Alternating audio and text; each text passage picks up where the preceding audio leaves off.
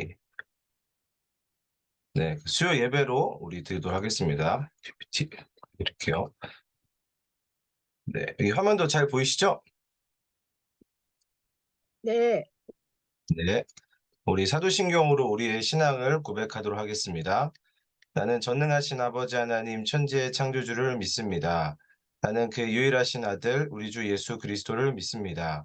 그는 성령으로 잉태되어 동정녀 마리아에게서 나시고 본디오 빌라도에게 고난을 받아 십자가에 못 박혀 죽으시고 장사된 지 사흘 만에 죽은 자 가운데서 다시 살아나셨으며 하늘에 오르시어 전능하신 하나님 우편에 앉아 계시다가 거기로부터 살아있는 자와 죽은 자를 심판하러 오십니다. 나는 성령을 믿으며 거룩한 공교회와 성도의 교제와 죄를 용서받는 것과 몸의 부활과 영생을 믿습니다. 아멘. 우리 찬송가 우리 430장 우리 함께 찬송하도록 하겠습니다. 이 화면의 악보를 보시고 우리 찬송가 보시고 우리 찬송가 430장 주와 같이 가는 거 찬양합니다. 주와 같이 길 가는 것 즐거운 일 아닌가. 우리 주님 걸어가신 발자취를 밟겠네. 한 걸음 한 걸음 주 예수와 함께 날마다 날마다 우리 걸어가리. 어린아이 같은 우리 미련하고 약하나 주의 손에 이끌리어 생명길로 가겠네. 한 걸음 한 걸음 주 예수와 함께 날마다 날마다 우리 걸어가리. 꽃이 피는 들판이나 험한 골짜기라도 주가 인도하는 대로 주와 같이 가겠네. 한 걸음 한 걸음 주 예수와 함께 날마다 날마다 우리 걸어가리. 옛 선지자 에녹같이 우리들도 천국에 들려 올라갈 때까지 주와 같이 걷겠네. 한 걸음 한 걸음 주 예수와 함께 날마다 날마다 우리 걸어가리. 아멘. 오늘 우리 주신 하나님의 말씀 함께 읽겠습니다. 우리 예레미야 29장 우리 11절에서부터 13절까지의 말씀입니다. 네, 우리 예레미야 29장 11절부터 13절까지 우리 한 목소리로 함께 읽도록 하겠습니다. 시작. 여호와의 말씀이니라. 너희를 향한 나의 생각을 내가 아나니 평안이요 재앙이 아니니라. 너희에게 미래와 희망을 주는 것이니라. 너희가 내게 부르짖으며 내게 와서 기도하면 내가 너희들의 기도를 들을 것이요 너희가 온 마음으로 나를 구하면 나를 찾을 것이요 나를 만나리라. 아멘. 네. 예, 오늘은 우리 수요 예배로 강의 말고 수요 예배로 우리 드리도록 하겠습니다. 네, 그 얼마 전에 우리 새벽기도 본문으로 우리 예레미야서가 이제 끝났죠. 네, 전도행 갔다 오니까 예레미야가 끝나 있더라고요. 네, 여러분들 그 예레미야 묵상하면서 좀 어떠셨습니까? 어떤 인상들을 좀 받으셨나요? 네, 저는 이 예레미야를 계속 묵상을 하면서 뭔가 내용이 우울하다, 뭐 답답하다 이런 인상을 좀 많이 받았던 것 같습니다. 특히 하나님께서 무슨 말만 하면은 막 물어제끼죠, 예레미야가. 그래서 그 예레미야를 보면서 '아 예레미야는 왜 이렇게 많이 울었을까? 그리고 하나님께서는 왜 이렇게 예레미야에게 많은 눈물을 주셨을까?' 이런 생각을 좀 해 봤습니다. 그리고 또 한 가지는 이 바벨론의 포로로 잡혀가는 것이 하나님의 뜻이다라는 예언을 계속하잖아요.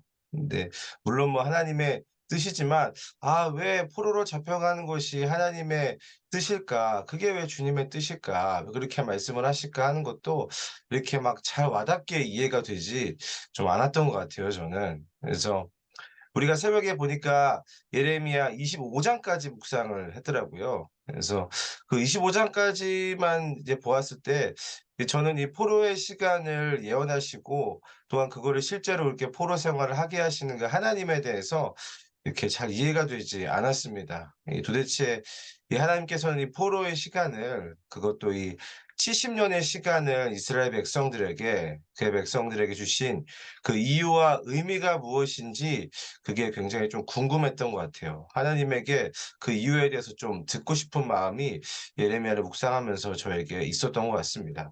여러분은 그런 생각 안 드셨습니까? 우선은 저만 들었던 걸로.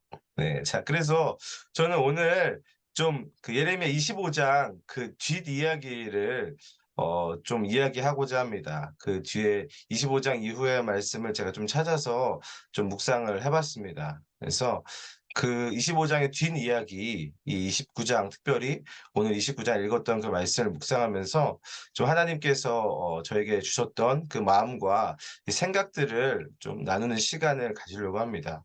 그래서 먼저 우리가 그 예레미야 29장 살펴보기 전에 예레미야가 기록됐을 때의 그 배경과 특별히 29 장의 배경과 상황을 먼저 좀 우리 살펴보고자 합니다. 자 PPT를 보시면은 29 장의 배경이 이런 배경이에요. 네. 29 장은 이 시드기야 왕이 그 유다 나라를 통치하고 있을 그때였습니다.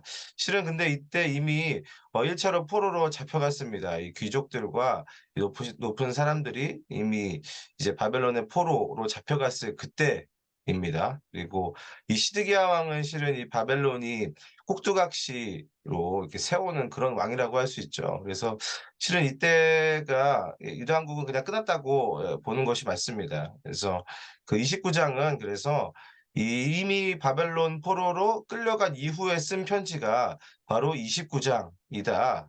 그것도 끌려간 이 포로민들에게 쓰는 편지가 바로 29 장의 내용입니다. 그래서 이 포로민으로 끌려간 이 백성들이 이 예레미야의 편지 하나님의 예언을 받았을 때의 그 기분과 감정 또한 분위기가 어떤 분위기였을까요? 네 여기도 제가 이렇게 써 놨지만 이런 상황입니다. 모든 희망이 완전히 끝난 것 같은 그런 상황.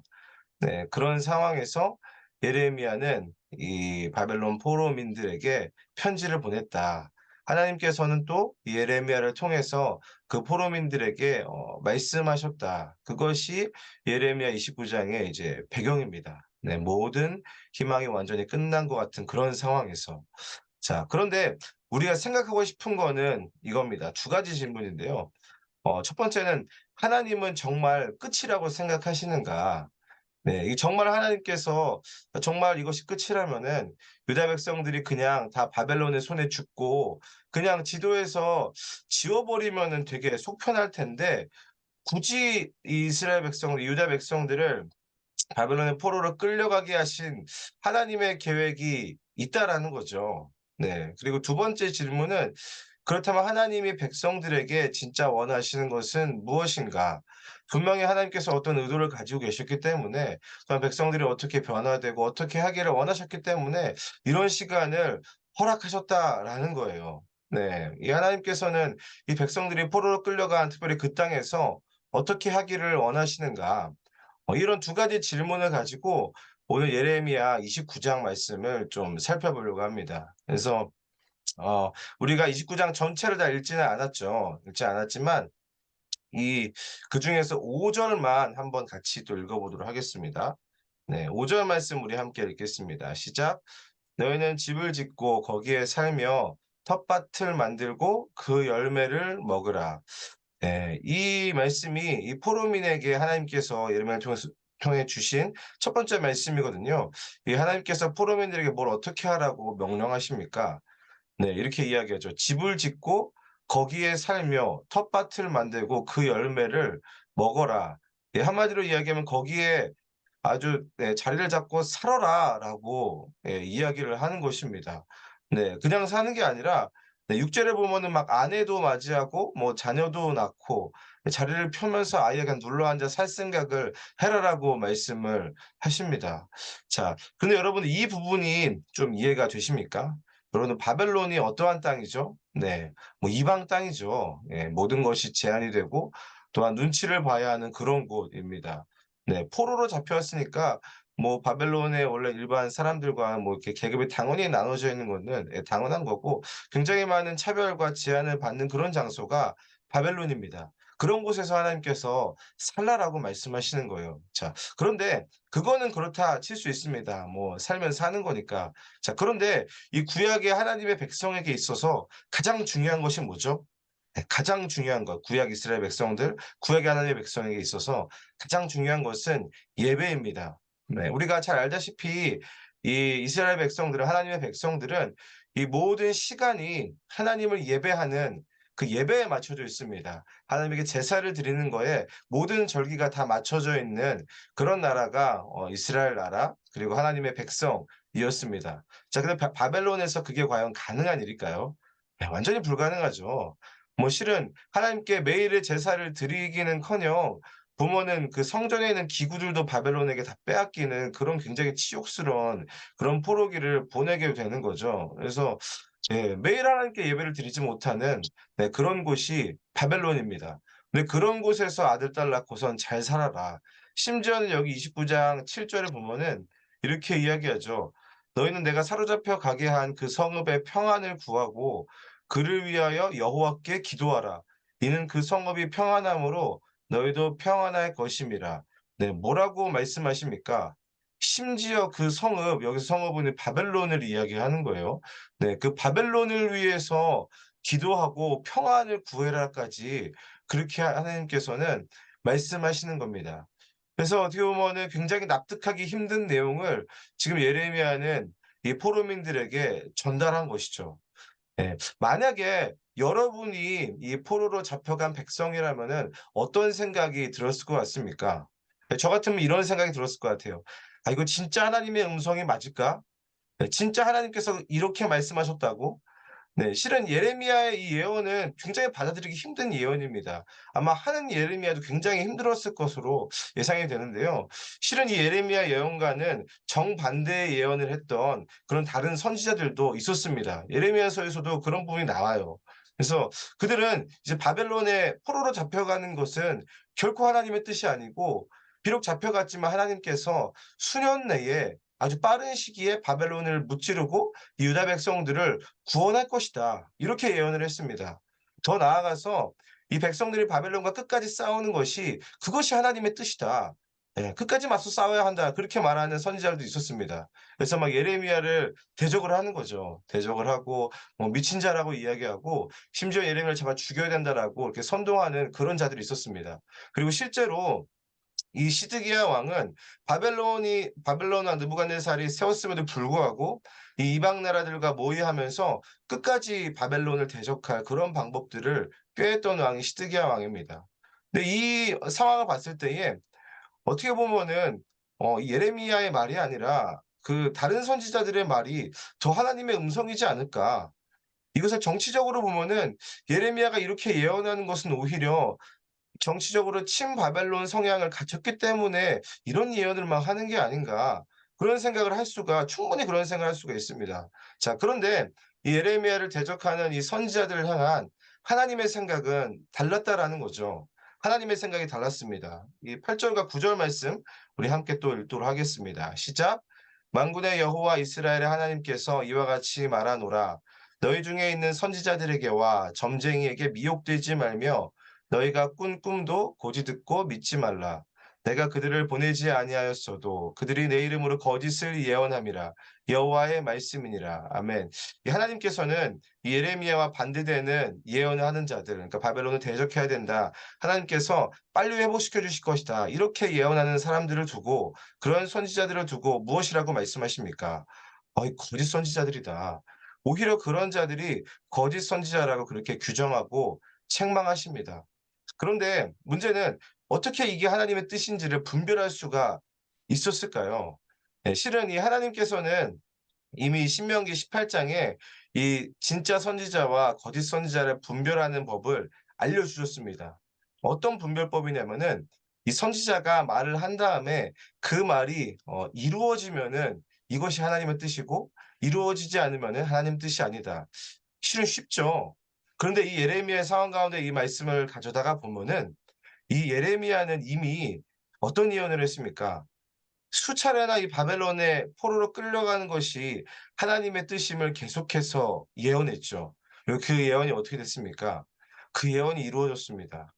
정말로 뼈아픈 시간이지만 정말로 이 유다 백성들이 바벨론의 포로로 끌려가게 되는 그런 일이 이루어졌다라는 거죠. 자, 그런데 이 거짓 선지자들의 말은 어떻습니까? 네. 뭐 그에 반대되는 말을 계속해서 뱉어냈죠.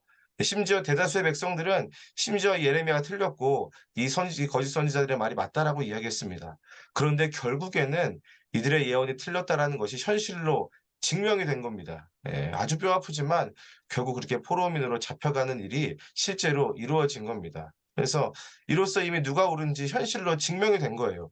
근데 아직까지도 이 거짓을 이야기하는 이 선지자들이 바벨론의 포로민 중에 있었다라는 거죠. 그래서 하나님께서는 그들을 가려낼 필요가 있었기 때문에 29장에서 이런 말씀을 하고 계신 겁니다. 자, 그런데 고민은 이거죠. 뭐 포로로 끌려가는 것이 하나님의 뜻인 거, 그거 인정한다 이겁니다. 하지만 그 땅 가운데서 사는 것이 고생이 뻔하고, 심지어는 예배도 못 드리는데 어떻게 보면 가증스러운 우상들이 매일마다 눈앞에 펼쳐져 있고 하나님께 예배를 드리지 못하는 그런 시간을 보내는 것이 뻔한데, 하나님께서 이 포로의 시간을 허락하신 이유가 과연 무엇이냐라는 거예요. 네. 도대체 하나님께서는 무슨 생각이 있어서 이런 시간을 보내게 하시는 것인가? 네. 그 하나님의 생각에 대해서 우리가 묵상해 볼 필요가 있습니다. 실은 그 하나님의 생각이 11절 말씀에 나와 있거든요. 우리 11절 말씀도 우리 같이 읽도록 하겠습니다. 시작. 여호와의 말씀이니라. 너희를 향한 나의 생각을 내가 아나니 평안이요 재앙이 아니니라. 너희에게 미래와 희망을 주는 것이니라. 아멘. 실은 이 말씀 굉장히 유명한 말씀이죠. 네, 이 11절을 보면은 하나님께서 이렇게 말씀하십니다. 우리를 향한 하나님의 생각이 있는데 그 생각은 재앙이 아니라 평안이다. 근데 여러분 정말 그렇습니까? 네. 정말 하나님의 생각이 재앙이 아니라 평안이라는 거 믿으십니까? 물론 저는 믿습니다. 그런데 이 당시 포로민들에게 이 말씀이 어떻게 들렸을까? 네. 정말 그러한가?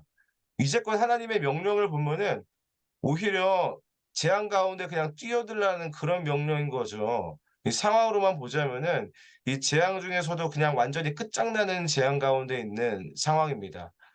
그러니까 하나님의 말씀이 이해가 될 수가 없는 거죠. 근데 뒤를 보면은 더 이해할 수 없는 말씀을 하십니다. 이렇게 말씀하시죠. "너희에게 미래와 희망을 주는 것이다." 이게 더 말도 안 되는 말씀이죠. 어떻게 보면 미래와 희망이 완전히 끊어진 그런 상황과 같은, 그런 상황에서 완전히 반대되는 말씀을 하나님께서 하고 계십니다. 그리고 나중에 보면은 이 유다의 마지막 왕 이 시드기야는 이 바벨론을 배신한 대가로 두 눈이 뽑혀 버리게 되는 그런 상황까지 벌어지게 되는 거죠. 이게 포로로 잡혀오고 유다의 왕족은 완전히 끊길 수 있는 그런 상황인데, 그런 백성들에게 그 땅에서 집 짓고 또한 자녀들을 낳고 살라고 하는데 과연 그것이 평안인가? 과연 그것이 미래와 희망을 품을 수 있는 그런 상황인가? 그 얘기를 하고 싶은 거예요. 그런데 하나님께서는 계속해서 12절을 보면 이렇게 말씀하십니다. "너희가 내게 부르짖으며 내게 와서 기도하면 내가 너희들의 기도를 들을 것이요." 네. 이 미래와 희망을 약속하신 그 하나님께서 12절에 또 이렇게 이야기를 하시죠. "내게 부르짖으며 내게 와서 기도하면 내가 너희들의 기도를 들을 것이요. 실은 이 12절은 유다 백성들이 지금 이 포로의 상황 가운데서 바벨론에서 지금 해야 할 일에 대한 하나님의 말씀입니다. 뭘 하라고 이야기합니까? 내게 부르짖으며 기도해라. 네, 그럼 그 기도를 들어주겠다. 네, 부르짖고 기도하면. 네, 근데 이 말씀을 보면서 이게 단순히 기도하라는 명령일까? 정말 기도하면 다 된다라는 그런 말씀을 하나님께서 하고 있는가? 네. 실은 제가 이 말씀을 대학교 2학년 때 이제 선교단체에서 하는 그 수련회에서 금식하면서 회개할 때에 이 말씀을 본 적이 있습니다. 그래서 그때 이 말씀을 보면서 이런 생각을 했습니다. '진짜 전심으로 부르짖으면서 하나님께서 기도하는 걸 원하시는구나. 그렇게 기도하면은 정말 하나님께서 나의 기도를 들어주시고 다 이루어 주시는구나.' 막 이런 믿음들이 막 생겼습니다. 물론 맞습니다. 하나님께서 우리의 기도를 들어주시고 응답하시는 분이 하나님이 맞습니다. 하나님은 그의 백성들의 기도에 응답해 주시는 하나님이십니다. 자, 그런데 이제까지 이 예레미야의 역사의 맥락을 보면은 과연 기도하면 다 응답해 주신다라고 하는 그러한 뜻의 그런 의미의 말씀인가 싶은 거죠. 예. 아닌 것 같은 겁니다. 지금 뭐 예배도 못 드리고 성전 기구들은 바벨론에 다 빼앗기는 그런 치욕을 겪었는데 '기도가 나올 수 있을까?' 네. 정말 하나님께서는 그 와중에도 '끝까지 기도해라.' 이것을 원하시는 건가? 네, 그런 생각이 드는 거죠. 자, 그런데 이번에 제가 이 말씀을 묵상하면서 하나님께서 이 12절 말씀에서 새롭게 제 마음 가운데 다가오게 하는 표현이 있었습니다. 네. 그게 뭐냐면요. "내게 와서"라는 표현입니다. 이 "내게 와서". 네. 실은 여기에 예레미야 29 장에 방점이 있습니다. 이 하나님이 지금 유다 백성들에게 말씀하시는 거 이거 하나인 것 같아요. "내게 와서". 네. 실은 이 11 절부터 13절 이 짧은 구절을 자세히 살펴보면은 하나님께서 내가 내게 자신을 가리키는 말을 8 번이나 반복하고 있습니다. 이게 무슨 의미일까요? 저는 이렇게 와닿습니다. '그냥 나에게 너를 던졌으면 좋겠다. 그냥 나에게 좀 왔으면 좋겠다.' 그것도 언제요? 바로 지금입니다, 지금. 이 유다 백성들이 포로로 잡혀와 있는 바로 이 지금 이 시간에 "너네들이 나에게 좀 왔으면 좋겠다. 내게 와서 좀 부르짖어라. 내가 너희들의 기도를 들어줄 것이다."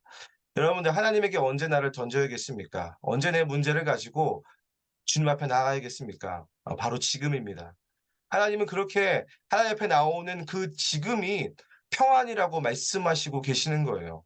뭐 상황과 환경이 좋아지는 것이 물론 평안일 수 있지만 지금 하나님께서 예레미야의 말씀을 통해서 하시는 평안은요. "지금 나에게로 나아와라." 뭐 당장 바벨론이 망하고 다시 예루살렘으로 돌아가는 일이 일어나는 게 평안이 아니라 그런 것과 상관없이 바로 지금 하나님께 나아가는 것이 평안이다라고 말씀하십니다. 그리고 하나님께서는 오직 거기에만 미래와 희망이 있다라고 말씀하고 계시는 거예요. 실은 이 유다 백성들의 입장에서 볼 때에 이 바벨론의 포로의 시간은 분명히 쓰디쓴 시간입니다. 이 우상 숭배의 죄로 인한 벌을 받는 시간이고 하나님의 쓰라린 그 징계의 채찍을 이렇게 맞는 시간인 거죠. 그래서 그 시간은 어떻게 보면은 고생과 벌의 의미가 있죠. 하지만 더 궁극적인 의미에 대해서 하나님께서 지금 말씀하고 계시는 거예요. 이런 시간을 주신 하나님의 의도가 무엇인가? 이 시간은 어떠한 의미인가? 그것은 바로 이 시간은 하나님에게로 가는 시간이다. 하나님이 바벨론의 포로 중에도 거기에서 집 짓고 농사 짓고 아내를 맞이하고 자녀까지 낳으면서 아예 터를 잡고 살라고 하시는 이유가 무엇이냐면은 하나님께서 책임지시겠다라는 겁니다. 함께 하시겠다라는 거예요.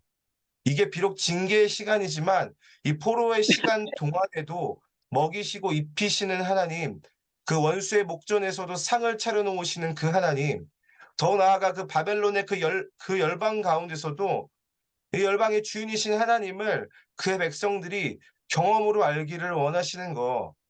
그것이 하나님의 마음이고 그것이 하나님의 뜻입니다.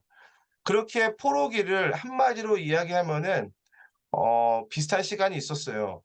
이스라엘의 광야와도 같은 시간입니다. 그래서 실은 이런 부분에 대해서 예레미야 초반에 이미 언급이 됐었죠. 우리 예레미야 2장 2절 보면 이런 말씀이 나와 있습니다. 우리 이 부분만 한번 우리 같이 읽을게요. 네, 시작. 내가 너를 위하여 내 청년 때의 인애와 내 신혼 때의 사랑을 기억하노니 곧 씨 뿌리지 못하는 땅 그 광야에서 나를 따랐음이니라. 네, 이 하나님께서 예레미야가 초반에 이제 예언을 했을 때에 하나님께서 주신 말씀인데 하나님께서 이 광야 때를 생각하고 계십니다. 하나님께서 광야를 그 신혼의 때로 지금 기억하고 계시죠? 그러면서 이렇게 이야기하죠. 청년의 때였다. 이내와 그 신혼 때의 사랑을 기억한다. 예, 오로지 하나님만을 의지했던 그 시간을 다시금 그의 백성들에게 허락하시는 것이죠. 그래서 이 포로기는 어떠한 의미가 있냐? 제가 이 예레미야의 말씀에 나와 있는 그리고 이 바벨론의 포로기에 대해서 이렇게 좀 이름을 붙여봤습니다. 이거는 하나님의 시간이다. 네. 이 포로기는 하나님의 시간이다.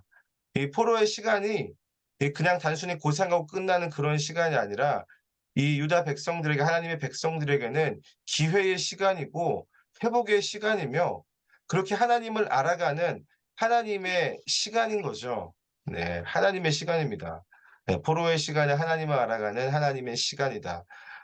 우리가 하나님의 시간이라고 하면은 보통 이 하나님의 약속과 계획이 이루어지는 이 카이로스의 시간으로 우리가 많이 알고 있습니다. 정말 그런 때와 타이밍이 있습니다. 그래서 우리가 보통 이 카이로스의 시간에 대해서 우리가 이해할 때에 뭔가 기도를 열심히 해서 응답을 받을 때에 아니면 나는 생각하지 못했는데 하나님께서 섭리하셔서 막 큰일을 행하는 우리의 손을 행할 수 없는 어떤 큰일을 행하는 특정한 때로 그렇게 생각을 할 때가 있어요. 그런 의미가 분명 맞습니다. 자, 그런데 그런 특정한 때만 카이로스의 시간이 아니다라는 거예요. 이 오늘 예레미야 말씀을 보면은 실은 이 바벨론 포로에 잡혀가서 사는 70 년의 시간도 하나님의 시간입니다. 고생하는 시간, 그리고 징계로 채찍을 맞는 그 시간. 하지만 늘 하나님을 의지하고 늘 하나님을 바라보는 내게 오는 시간, 하나님께로 가는 그 시간도 하나님의 시간이다. 네, 이런 시간 이해가 굉장히 중요한 거죠. 실은 주의 말씀을 계속 보면은 29장에 이어지는 이 30장부터는 하나님께서 회복을 약속하십니다. 그리고 그 회복의 모습에 대해서 예레미야서 31장 34절에서는 이렇게 약속을 하는데요. 이 부분도 우리 같이 읽겠습니다. 시작. 그들이 다시는 각기 이웃과 형제를 가리켜 이르기를 너는 여호와를 알라 하지 아니하리니 이는 작은 자로부터 큰 자까지 다 나를 알기 때문이라. 네. 이 30장부터 하나님께서 회복을 약속하기 시작하시는데 이 30장부터 시작되는 그 약속에서 중요한 거는 물론 상황이 바뀌고 뭐 포로가 귀환하고 네. 그런 것들도 있지만 가장 중요한 게 뭐냐면요. 하나님을 아는 것입니다. 작은 자부터 큰 자까지 다 나를 알기 때문이라. 하나님을 알게 된다는 거. 그렇다면 어떻게 하나님을 알게 되었을까요? 하나님께서 갑자기 그냥 그 모든 것들이 그냥 시가 되니까 알아서 깨달아지게 그렇게 하셨을까? 그렇지 않습니다. 그 포로의 그 70 년의 그 하나님의 시간을 지나면서 하나님을 알게 된 것입니다. 네. 이 하나님을 알게 됨으로써 비로소 우리의 모든 시간이 '아 그 시간도 하나님의 시간이구나. 난 지금 하나님의 시간 안에 들어와 있다.'라는 것을 깨닫게 된다라는 거죠. 그래서 여러분 우리의 모든 시간이 다 하나님의 시간입니다. 네, 예레미야는 그걸 알았던 선지자였어요. 예레미야를 보면 눈물을 굉장히 많이 흘리죠. 제가 아까 초반에도 이야기했듯이 이 눈물의 선지자입니다. 하나님의 눈물을 눈에 담았던 사람이 예레미야입니다. 하나님의 눈물을 이해했던 사람이 예레미야였습니다. 그래서 '왜 그리 눈물이 많았을까?' 좀 묵상을 해 봤습니다. 이게 단순히 백성들이 포로로 잡혀갔기 때문에 눈물을 흘리는 것도 있었을 것입니다. 자, 그런데 이러한 하나님 아버지의 그 마음을 모르는 그 백성들을 바라보는 찢어지는 마음이 있었던 거죠. 그리고 이렇게 해서라도 "내게로 좀 와라. 내게 좀 돌아와라." 말씀하시는 그 하나님 아버지의 그 찢어지는 그 마음을 예레미야가 알았기 때문이다. 그래서 눈물을 흘릴 수밖에 없었다. 그래서 예레미야는 이 포로의 시간 중에도 그의 백성을 부르시고 계속해서 부르시고 지키시는 그 하나님의 시간에 살게 하시는 그 하나님 아버지의 마음을 알았던 선지자였습니다. 그래서 예레미야는 끝까지 백성들을 포기하지 않았죠. 네, 뭐 애굽까지 끌려가서 실은 거기에서 하나님 말씀을 전하다가 돌에 맞아서 백성들에게 죽게 되고 그렇게 되는 거죠. 네, 포로에서 귀환하는 것도 못 보고 이렇게 죽음을 맞이하게 된 게 예레미야인데 실은 예레미야 인생을 봤을 때 이게 실패한 선지자라고 할 수 있을까요? 네, 그렇지 않죠. 실은 예레미야에게는 그 어느 순간도 하나님의 시간이 아닌 적이 없었습니다. 예레미야뿐만 아니라 이 구약의 모든 선지자들이 이 하나님의 시간을 살았다라는 거죠. 매 순간을요. 그냥 어떤 특정한 때만이 아니라 매 순간을 하나님 앞에서 하나님 안에서 하나님의 시간을 살아왔다. 여러분 그래서 예수님 믿는 그 순간부터 우리들도 마찬가지죠. 이 신자의 모든 시간은 하나님의 시간입니다. 우리는 이 하나님의 시간을 살아야 된다라는 겁니다. 네. 하나님의 시간, 성도의 모든 시간은 하나님을 알아가는 하나님의 시간이다. 네. 그래서 어 인도네시아 이야기를 좀 하고 싶은데요. 네, 인도네시아 정말 예 은혜 가운데 잘 다녀왔습니다. 정말 교회에서 정말 많이 기도해 주시고 정말 기도가 막 느껴지는 그런 시간들을 보냈습니다. 정말 좋고 정말 정말 이제까지 갔던 전도여행 그 어떤 전도여행보다도 정말로 은혜가 넘치는 감동이 있었던 그런 전도여행을 다녀왔습니다. 근데 그 인도네시아의 그 상황과 환경은 솔직히 좀 열악하죠. 네, 열악했습니다. 일단은 밥을 이제 손으로 먹어야 되고 보니까 저도 인도에 가서 먹어봤지만 오른손으로만 먹어야 됩니다. 네, 그거를 당부를 하셨어요. 근데 우리 애들이 뭐 일단 손으로 먹는 것도 익숙치 않고 그리고 오른손으로 먹기 힘들죠. 헷갈려서 막 처음에 뭐 이렇게 양손도 다 쓰고 이렇게 먹는데 그거는 이제 나중에 화장실을 어떻게 다녀야 되는지 그거를 알고 나서는 자연스럽게 오른손만 쓰게 되더라고요. 왼손으로 해결해야 되거든요. 네. 아무튼 그거랑 이제 그 자는 자리도 잠자리도 이제 막 그냥 시멘트 이제 공구리 쳐져 있는 바닥에 그냥 이렇게 깔고 자야 되고 뭐 그런 것들이 있었습니다. 네. 그리고 씻는 물도 이 물의 근원지를 모르는 거죠. 그냥 산 위에서 내려왔다라고 하지만 거기는 이제 물을 이렇게 받아서 쓰는 그런 구조더라고요. 근데 화장실이 또 불도 안 켜지는데 불을 잠깐 켜서 그 수조를 비추면 안 됩니다. 그러면 수조의 상황이 다 드러나기 때문에 거기에 뭐가 들어있는지 그냥 안 보는 게 낫기 때문에 네 어떻든 그런 데서 이제 막 네 씻고 이렇게 했습니다. 그리고 어 보면은 그 담배를 피시는 분들이 많이 있으시더라고요. 담배를 피시고 또 이렇게 술도 마시는 근데 교회 집사님이고 장로님이고 그런 분위기가 있더라고요. 근데 그래서 애들이 그 상황과 그리고 그런 사람들을 보면서 어 불평하는 마음들이 있기 시작했습니다. 네. 그리고 첫날에 아예 씻지 않은 그런 아이들도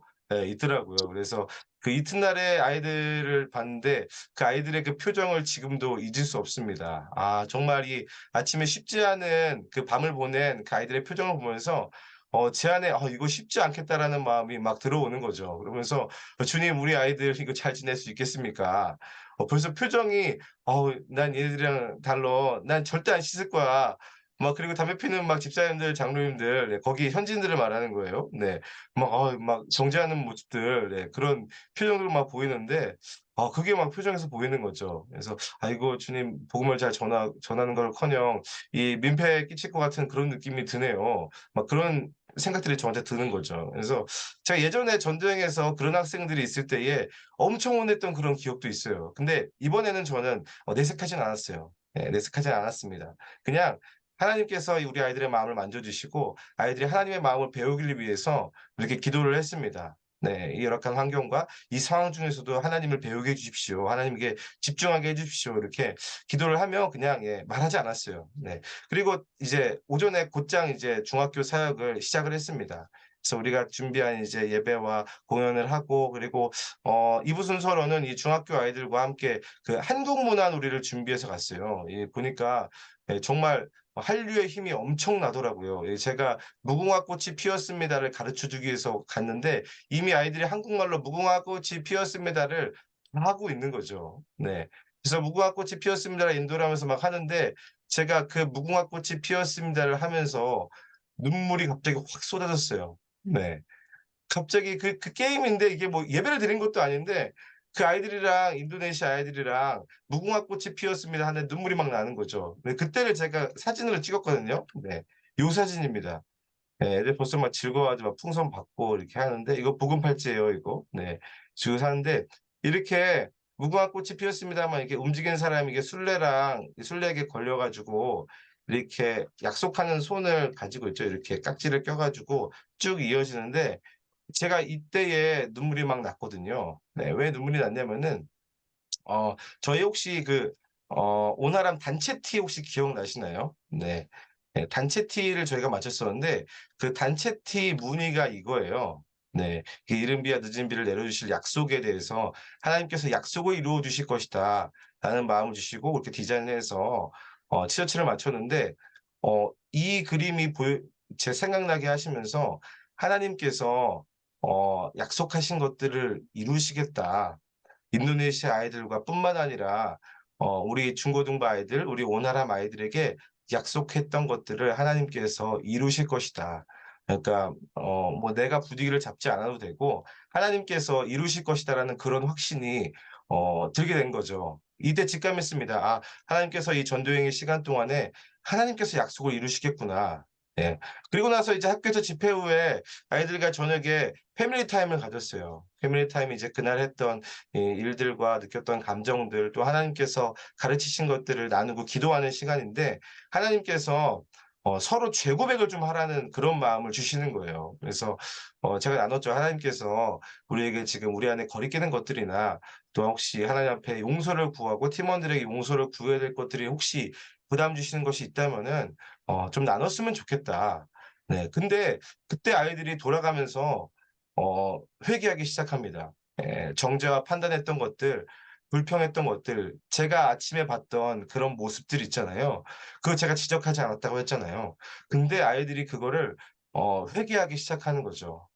담배 피는 교회 성도들을 정죄했던 것을 회개하고 환경을 불평했던 것을 회개하고 네, 그리고 그들을 위해서 눈물을 흘리면서 막 기도를 하기 시작했습니다. 그리고 그 모임 이후에 아이들은 하나님이 지금 이 시기에 왜 하나님께서 이 자리에 나를 보내셨는지를 알게 되었습니다. 그 이후로 환경에 대한 불평과 불만이 그치게 된 거죠. 그래서 뭐 아이들 중에서는 이 전도여행을 준비하는 시간에 음성 들었던 것을 직접 현지에서 보게 되고 이루어지는 것도 막 경험하게 되었습니다. 그래서 실은 매 순간이 은혜였고 매 순간 막 감동의 눈물을 흘렸습니다. 저뿐만 아니라 우리 아이들도 그 하나님의 은혜와 정말 약속을 이루시는 그 하나님, 아, 하나님께서 정말 우리와 함께 계시는구나. 네, 이런 것들을 막 느끼게 되었던 거죠. 그래서 그때 이후로는 이 환경은 전혀 팀에게 어려움이 되지 않았습니다. 그럴 수 있었던 이유가 무엇일까 생각해 보면은 아, 우리 아이들이 이 하나님의 시간 안에 내가 지금 들어와 있다라는 것을 알았기 때문이라고 생각합니다. 이 우리 아이들이 이 하나님의 시간 안에서 이 살아계신 하나님을 만났고 또 알게 된 거죠. 정말 오늘 중보 기도를 해서 음성을 들으면은 그에 대한 응답을 그 당일날 응답을 받고 찬양하는 일들이 연속해서 막 일어나는 것들을 경험하면서 '아 하나님께서 지금 역사하시는구나. 예 다른 때가 아니라 지금 오늘 나에게 이 하나님의 시간 안에서 역사하시는구나.'라는 것을 경험하게 되었습니다. 그래서 중요한 게 무엇입니까? 나는 지금 이 시간 안에서 하나님과 가까이 있는가? 나는 지금 이 시간 안에서 하나님을 알아가고 있는가? 나는 하나님의 시간을 살아가고 있는가? 네, 말씀을 정리하겠습니다. 여러분들은 지금 어떤 시간을 살고 계십니까? 어떠한 시간을 살고 계십니까? 다시 말해, 우리는 지금의 시간을 어떻게 해석하면서 살고 계십니까? 물론 뭐 풍요와 잘됨과 나의 계획이 성공하는 거 하나님의 뜻이면 하나님의 때일 수 있습니다. 그렇게 분별할 수도 있죠. 근데 하나님의 시간을 분별하는 기준이 과연 무엇일까? 물론 하나님께서 우리가 잘 되기를 원하시고 이 땅에서 복받기를 원하시는 분이 하나님이십니다. 그런데 하나님께서 우리 가운데 원하시는 거는 이런 거죠. 하나님과 가까이 있는 거. 내게로 와라. 그 하나님과 늘 함께 있는 거. 이 시편 73편 말씀에도 보면은 하나님께 가까이 함이 내게 복이라라는 말씀이 있죠. 실은 이 하나님을 떠난다면은 이 땅에서의 복은 더 이상 복이 아니게 되는 겁니다. 이게 복이라 할지라도 유통기한이 정해져 있는 시간의 한계 가운데 있는 그런 복인 거죠. 하나님께서 주시는 복은 그렇지 않습니다. 이 복이 굉장한 이유는 이 유한한 땅의 시간의 영향을 받지 않는 데 있습니다. 상황을 뛰어넘는 복이고 환경을 뛰어넘는 복이고 시간을 뛰어넘는 복입니다. 특별히 나의 시간이 하나님의 시간으로 이해되어지고 사라지게 되는 그 복을 하나님께서는 지금 주시고자 하십니다. 그래서 구원받은 성도들의 시간은 이전과는 다른 거죠. 예. 그래서 우리도 지금 하나님의 시간을 살고 있는 겁니다. 어떠한 상황과 환경이든지 간에 우리는 지금 하나님의 시간을 살고 있습니다. 이거를 깨달아서 하나님의 시간을 살고 하나님과 함께 사는 것이 중요하다라는 말씀이죠. 그래서 저는 이 말씀을 묵상하고 이렇게 좀 반응해 봤습니다. 하나님 예레미야를 통해 하나님의 시간을 배우고 확인하게 해 주셔서 감사합니다. 하나님 어제도 하나님의 시간이었고 오늘도 하나님의 시간이고 앞으로 있게 될 모든 시간도 하나님의 시간입니다. 나의 시간을 사는 걸 멈추게 하시고 하나님의 시간 안에 들어오게 하여 주옵소서. 나에게로 오라라고 말씀하시는 그 주님의 음성 가운데 온전히 나아가게 해 주십시오. 특별히 하나님의 말씀과 음성으로 나의 모든 시간을 해석하게 해 주십시오. 그래서 이렇게 하나님의 시간에 대한 여러분의 눈이 열리기를, 정말로 그 하나님의 시간을 살아내는 우리 모든 성도님들 되시기를 간절히 소망합니다. 시간 기도하겠습니다. 하나님 아버지, 예레미야 29장 말씀을 통해서 우리 가운데 주님의 마음과 생각을, 특별히 하나님의 시간을 우리 가운데 말씀해 주셔서 감사합니다. 하나님 아버지, 우리가 어떠한 시간을 살아가고 있습니까? 하나님, 우리 어떤 환난이나 재앙과 눈물 나는 일들, 그런 것들이 있습니다. 그런 것들을 직면하게 됩니다. 하나님 아버지, 그런 상황 가운데 있는 우리를 주님께서 불쌍히 여겨주시고 긍휼히 여겨주시옵소서. 하지만 특별히 우리 가운데 내게로 와서라고 말씀하시는 그 하나님의 음성 앞에 온전히 반응함으로 지금 하나님 앞에 나아가는 우리 모든 성도님을 낼 수 있도록 아버지 은혜를 베풀어 주시옵소서. 그렇게 나아가는 우리들 가운데 하나님 은혜를 베풀어 주시고, 특별히 하나님 지금의 시간이 하나님의 시간으로 해석되어지는 하나님 믿음의 눈을 우리 가운데 허락하여 주시옵소서. 하나님 아버지, 모든 것이 하나님의 시간임을 기억합니다. 모든 것이 하나님께서 허락하신 시간이고 하나님의 뜻을 이루기 위해서 더욱더 깊이 하나님을 알아가기 위해서 주께서 손수 마련하신 우리 가운데 허락하신 시간임을 우리가 믿음으로 고백합니다. 하나님 아버지, 그렇게 고백하는 우리 성도님들 가운데 은혜를 베풀어 주시고 위로하여 주시고 격려하여 주시고 하나님을 특별히 온전히 누리는 그런 은혜를 허락하여 주시옵소서. 이제는 우리 주 예수 그리스도의 은혜와 하나님 아버지의 크신 사랑과 성령의 감화 감동 교통하심이 이제 나의 시간이 그쳐지고 나의 시간을 살아가는 것이 아닌 주님의 시간을 살겠습니다. 하나님의 시간 안에서 살겠습니다. 결단한 우리 아가페 교회 모든 성도님들과 그 모든 가정과 이 나라와 열방 가운데 이제부터 영원히 함께 하시기를 간절히 축원하옵나이다. 아멘. 네, 예배를 모두 마쳤습니다. 감사합니다. 수고하셨습니다. 네.